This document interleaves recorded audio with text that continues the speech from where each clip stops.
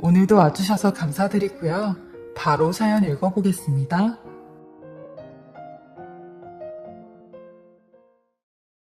안녕하세요. 저는 46살의 여자이고 내년엔 47살이 되는 사람이에요. 사실 제 나이 정도 됐으면 인생이 어느 정도는 정리가 되고 안착이 될 나이인데 저는 아직까지도 그걸 제대로 해놓지 못한 사람이에요. 살면서 노후에 대한 준비도 충분히 하지 못했는데 저도 젊었을 땐 제가 이렇게 살 거라곤 상상도 못했었어요. 부자로는 살지 않아도 이 정도로는 살지 않을 거라 생각했는데 인생이 제 마음대로 제가 원하는 대로 흘러가지 않더라고요. 그래서 지금은 그냥 하루하루 흘러가는 대로 열심히 살고 있는데 왜 사람들이 죽지 못해 산다는 말을 많이 하잖아요. 저도 과거에는 매일 그런 생각을 하며 살았어요. 물론 지금은 좀 나아졌지만 최근에 또다시 제게 믿기 힘든 일이 생기게 되면서 이제 남은 인생은 어떻게 그려나가야 하나, 어떻게 살아야 가나 기로에 서 있는 중입니다. 저는 현재 빵 공장에서 일을 하고 있는데 빵은 제 인생에서 거의 전부라고 할 정도로 저와는 친숙하고 익숙한 그런 존재예요. 왜냐면 저희 엄마 아버지가 빵집을 운영하셨었는데 어려서부터 엄마 아버지가 빵을 만드시고 빵가게를 운영하시니 그게 저한테는 늘 일상이었죠.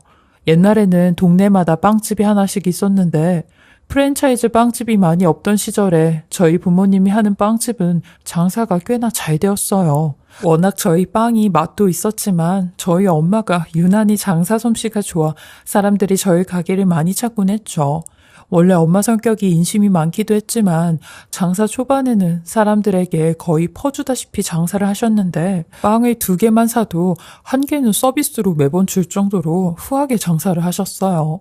되려 욕심 많은 제가 그런 엄마에게 엄마, 우리 이러다 망하겠어. 아니, 지나가는 애들까지 불러서 빵을 하나씩 주면 우리는 뭐 먹고 살아? 라며 입이 대빨 나와 툴툴거렸죠.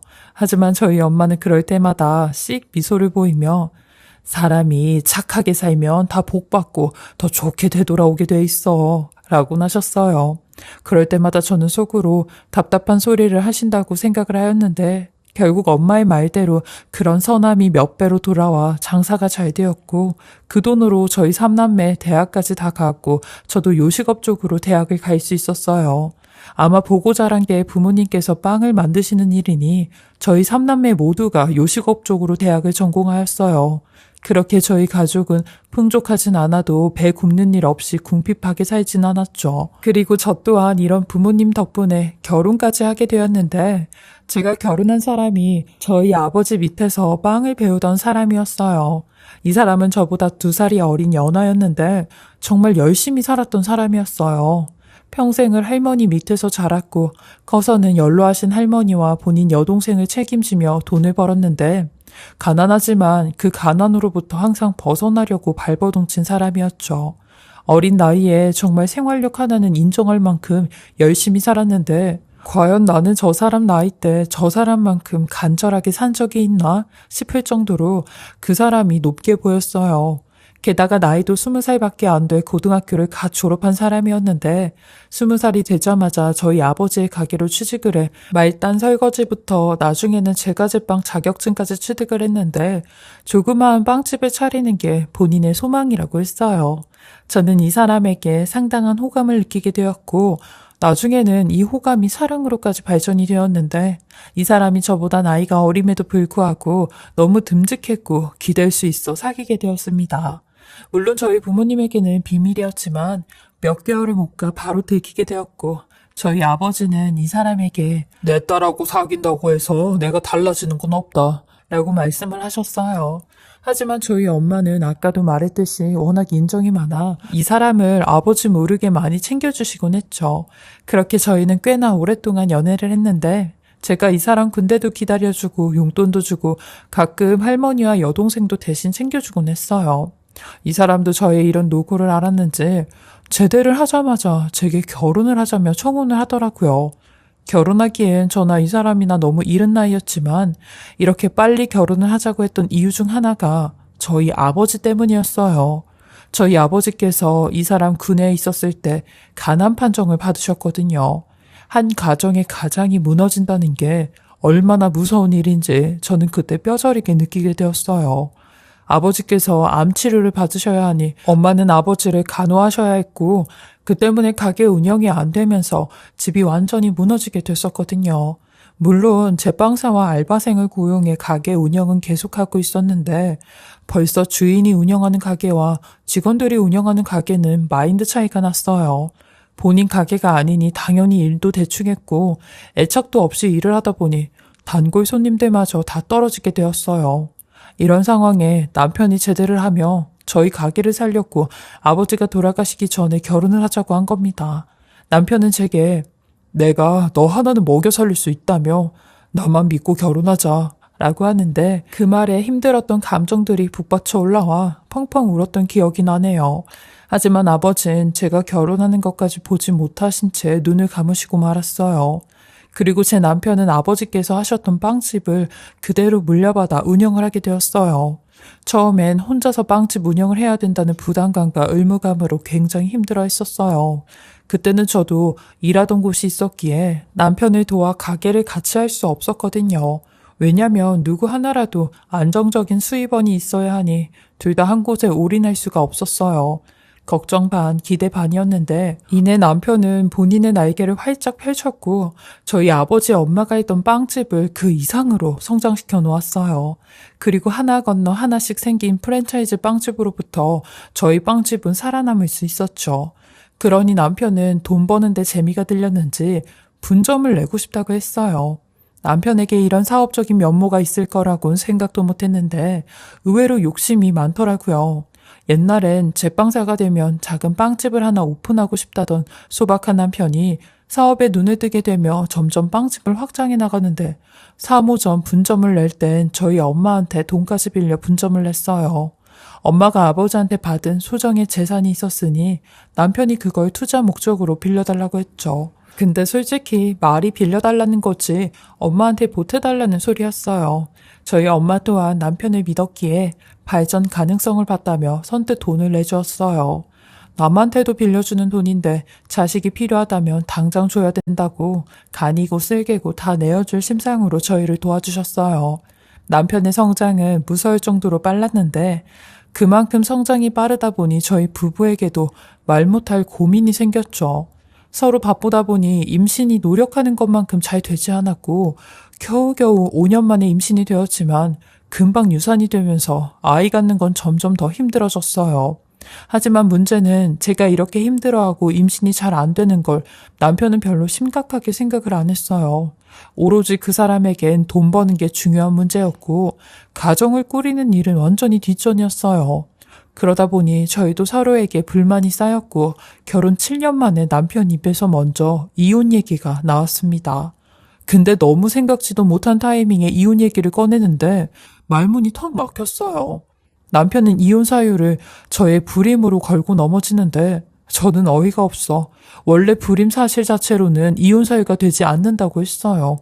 그러니 이 불임을 둘러싼 갈등 관계로 이혼을 하고 싶다고 하는 겁니다. 본인이 정신적으로 큰 고통을 받고 있어 사업하는데도 지장이 되고 매일 피곤한 몸으로 일을 하다 보니 일상이 힘들다고 하는 겁니다. 저는 어처구니가 없어 실소를 내뱉으며 그게 대체 무슨 이혼 사유가 되냐고 말도 안 된다고 했어요. 이혼은 절대 못하니까 그렇게 하려고 했는데 남편은 한 달 동안이나 저와 실랑이를 하며 차마 입에 담기도 힘든 말을 아무렇지 않게 내뱉기 시작하는 겁니다. 나도 이제 좀 어린 여자 만나서 상큼하게 살고 싶다고. 너는 늙어서 애도 못 낳잖아. 근데 내가 너랑 살 이유가 있겠냐? 그리고 너는 거울도 안 보냐? 네 얼굴이 지금 어떤지 거울도 안 보고 사냐고. 나는 너랑 같이 한 공간에서 있는 것도 아주 징글맞으니까 제발 좀 조용히 이혼 좀 하자고. 라며 이혼 서류만 두고 짐을 싸서 나가려고 하는데 저는 끝까지 남편을 가로막았어요. 그리곤 당신은 내가 당신보다 나이 많은 거 알면서도 선택한 거잖아. 그리고 아이 안 생기는 건 나 혼자 한다고 되는 일이야? 같이 노력해서 같이 갖는 거 아니냐고. 이제 몇 번 노력했다고 아이 안 생기는 걸로 이혼하자고 해? 당신 진짜로 여자라도 생긴 거야? 그런 거야? 만약에 여자 생긴 거면 잠깐 즐기다 다시 와. 그래도 내가 다시 받아줄게. 라며 정말 비굴한 말들까지 내뱉으며 이혼을 막아보려고 했는데 남편 놈은 대문 앞에 대자로 누워있는 저까지 지려밟고 가며 그런 말을 하더라고요. 내가 진짜 이런 말까지는 안 하려고 했는데 솔직히 나 너랑 결혼한 거? 일부러 네 아버지 돌아가실 거 알고 그거 노리고 결혼하자고 한 거야. 내가 이 집 사위가 되면 당연히 니네 집 빵집 이어받을 거고 그 빵집 이어받으면 나는 내 노력 없이도 돈을 벌 수 있으니까 그렇게 한 거지. 이 정도로 나랑 살았으면 사이즈 나오는 거 아니냐? 아, 제발 생각이라는 걸 하면서 살아라. 라고 하는데 분통이 터져 엄마에게 이 얘기를 하니 저희 엄마는 제 남편이 그럴 리가 없다며 우리 덕에 성공한 사위가 착한 사위가 어떻게 그런 말을 할 수 있냐며 본인이 한번 만나서 얘기를 하겠다고 남편을 만나보았어요. 근데 역시나 엄마마저 이 사람에게 가진 모욕을 듣고 개차반을 당했는데 도저히 이 사람의 생각을 꺾을 순 없었죠. 그리고 집을 나간 이 사람은 5개월 동안 아무런 연락이 되지 않았어요. 결국 저는 매일같이 남편 때문에 가게에 들락날락했는데 번번이 돌아오는 말은 사장님이 안 계신다는 말이었죠. 기껏 사람 노릇하게 만들어줬더니 골프나 치러 다니고 한량같이 여자들이랑 놀고 다니는 게 분명했어요. 저는 이대로는 안 될 것 같아 이혼 소송을 냈고 이 사람에겐 단돈 1원 한 푼도 주지 않을 거라 다짐하고 이혼 소송을 걸었는데 아니 글쎄 남편 놈은 제가 이혼 소송을 거는 단계에서 벌써 가게를 팔아넘겼고 있던 재산까지 어디다 뒤로 다 빼돌렸는지 돈이 한 푼도 없다고 했어요. 그 사실을 알곤 하늘이 무너지는 줄 알았어요. 엄마는 자꾸 그럴 리가 없다고 말씀만 하시는데 결국 저는 바보같이 가만히 있다가 재산도 한 푼 받지 못한 채 이혼을 당하고 말았는데 정말 대한민국에서 저처럼 한심스러운 사람은 없을 거예요. 남편 놈은 제가 본인을 설득하고 회유할 때 저 몰래 뒤에서 이딴 짓을 꾸미고 계획까지 세웠던 모양이었죠. 그리고 이혼을 하자마자 이 인간은 완전히 잠수를 타고 소리 소문 없이 사라지게 되었는데 엄마는 이런 제게 우리가 여태 착하게 살았는데 나중에라도 사위가 우리를 도와줄 거라는 걱정 말라는 이런 속 터지는 얘기를 하시는데 심지어는 전 남편의 편까지 들며 얘기를 하시는 겁니다. 저는 이런 엄마에게 너무 화가 나. 엄마 말대로 착하게 살다가 바보같이 살다가 이 모양 이 꼴이 된 거잖아. 근데 아직도 엄마는 사위 편을 들면서 그 인간이 우리를 도와줄 거라고 믿고 있어? 엄마, 착한 건 좋은 게 아니라 진짜 미련한 거야. 라며 속상한 마음에 저도 모르게 냅다 내질러 버렸어요. 근데 엄마는 이런 저의 딸이라고 받아주시며 같이 살자고 구렁텅이에서 끄집어내어 주셨죠. 제가 이혼을 하고 나서 몇 달 동안은 충격에 정말 폐인처럼 살았는데 밖에도 안 나오고 씻지도 않고 잘 먹지도 않는 삶을 살았어요. 한 사람으로 인해 제 인생이 나락까지 떨어지는 경험을 그때 처음 해보았어요. 그래도 저희 엄마는 딸이라고 절 품어주셨는데 못난 불효녀의 장녀에 집안 재산까지 날려먹은 제 손을 붙잡아 주셨죠. 어찌 보면 엄마한테 짜증을 내고 툴툴거린 것도 다 제가 못났기에 그런 것 같다는 생각에 죄송한 눈물만 흘릴 뿐이었어요. 그리고 이혼 후 급격하게 기울어진 저희 집을 살려보겠다고 저는 지금까지 빵 공장에 다니며 빵을 만들고 있는데 엄마 또한 연세가 있으심에도 불구하고 계속 일용직 일을 다니셨어요. 그러면서도 엄마는 일주일에 한 번 교도소 봉사랑 밥 봉사까지 다니셨는데 참 이렇게 착하게 사시는 엄마에게 하늘이 너무 무심하다는 생각뿐이었어요. 그리고 저희 가족은 한 10여 년 동안 정말 앞만 보고 열심히 살았죠. 10여 년 동안 살면서 전 남편과는 단 한 번도 연락을 하지 않았고 심지어는 단 한 번도 길거리에서도 마주친 적이 없었어요. 주변 사람들 말로는 전 남편이 애인과 함께 이민을 갔다는 말을 했었는데 속 편하게 잘 살구나 싶었습니다. 저희 집 형편은 좀처럼 나아지지 않았는데 말이죠. 그러던 중 제가 공장에서 일을 하다가 손목이 부러지는 사고가 생기게 되었는데 기계에 손목이 끼면서 완전히 꺾여 골절이 돼 응급실까지 가게 되었어요. 가뜩이나 제 직업은 손이 생명인데 이걸로 다치는 바람에 일자리까지 날아가게 생겼다 싶었어요. 그리고 응급실 베드에 누워 뼈를 맞추는 응급처치를 받고 있는데 저 멀리서 의료진 한 명이 선생님, 진퇴소 환자 보호자님한테 연락 좀 해주세요. 라며 다급한 목소리로 소리를 지르는데 그 말에 깜짝 놀라 뒤를 휙 돌아봤어요. 살면서 늘 전 남편의 이름인 태수라는 이름만 들어도 깜짝깜짝 놀라고 몸이 움찔거렸는데 성까지 똑같은 이름을 들으니 더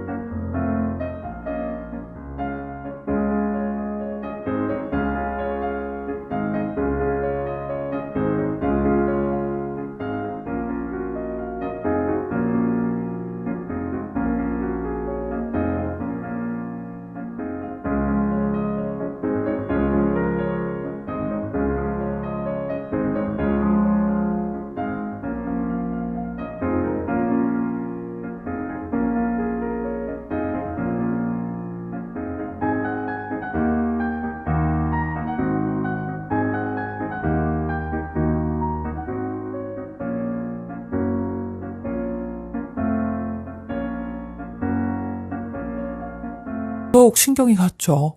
뼈를 맞추는 고통 속에서도 뒤를 돌아 그 사람을 확인해 봐야겠다 싶었는데 역시나 전 남편은 아니었어요.